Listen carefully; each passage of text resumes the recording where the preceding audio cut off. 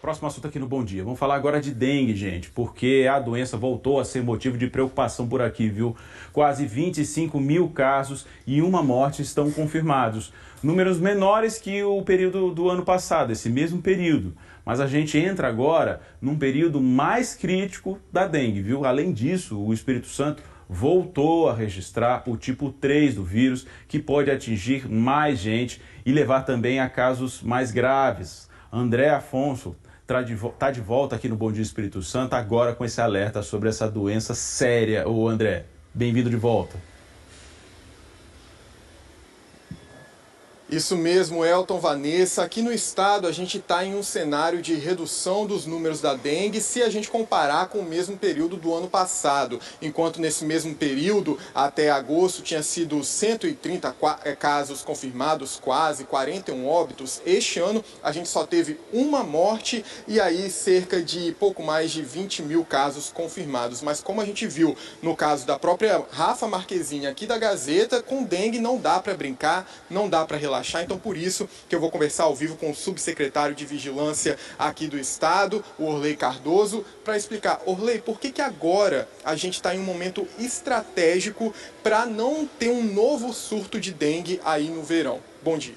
Bom dia a todos. Nós chamamos de fase de preparação. O Espírito Santo tem esse momento de redução agora, mas inicia o período de sazonalidade, que nós chamamos. Inicia setembro, outubro e novembro, que é quando começa uma maior circulação do vetor. Como a gente já viu em outras falas, o mosquito ele não desaparece, ele permanece. Porém, uma infestação maior acontece nesses meses, porque é um mês mais chuvoso, né, que tem mais condições propícias para o município desenvolver, porque chuva e calor é uma combinação perfeita aí para o ciclo do Aedes aegypti. E o que a gente tem que fazer agora, como população e também órgãos públicos, né, para evitar uma possível epidemia?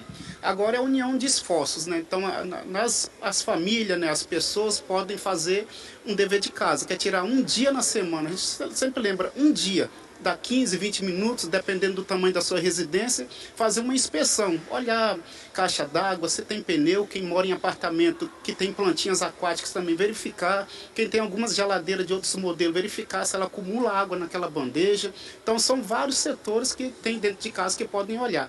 E o poder público nós fazendo a nossa parte, enquanto secretaria estadual, município, a gente implementou algumas ferramentas que é importante para a gente poder conter aí uma epidemia. Nós temos aí a reintrodução do sorotipo 3, e para que a gente não tenha uma infestação em larga escala, é preciso que a gente tenha lance mão de ferramentas importantes. O Espírito Santo tem esse ano algumas estratégias aí de tecnologias para enfrentamento, mas é preciso uma união de esforços, né, entre a população, poder público, para que a gente consiga manter números baixos, porque a gente tem uma vulnerabilidade, ou seja, quase ninguém no Espírito Santo pegou o sorotipo 3. Apenas 6 casos foram registrados esse ano. Então toda a população está aí vulnerável a ter dengue do tipo 3 e ter uma grande epidemia.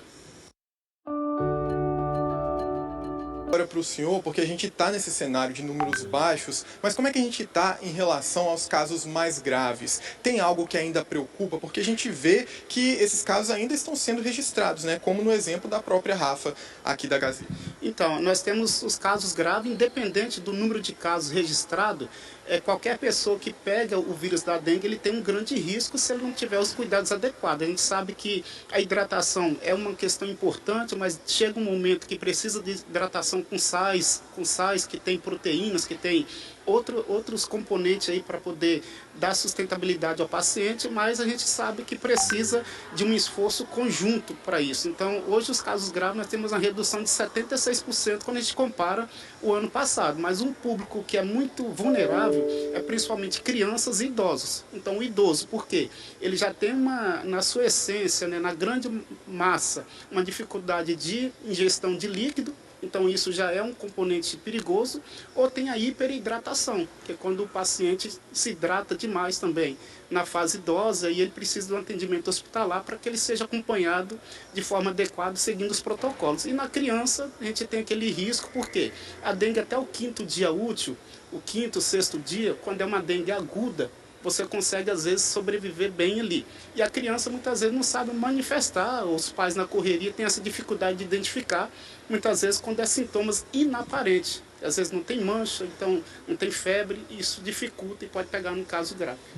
Subsecretário, muito obrigado, viu, pelos seus pareceres aqui no Bom Dia Espírito Santo. E a gente lembra, Elton e Vanessa, que a vacina já está disponível pela rede pública e a cobertura ainda está aquém do ideal. Então fica esse aviso também para o pessoal correr e se vacinar, porque essa redução de que a gente está falando aqui, ela também tem relação com a vacina. Então, para a gente continuar nessa redução, é importante não descuidar da vacinação. Tá bom, muito obrigado, André, pelas suas informações.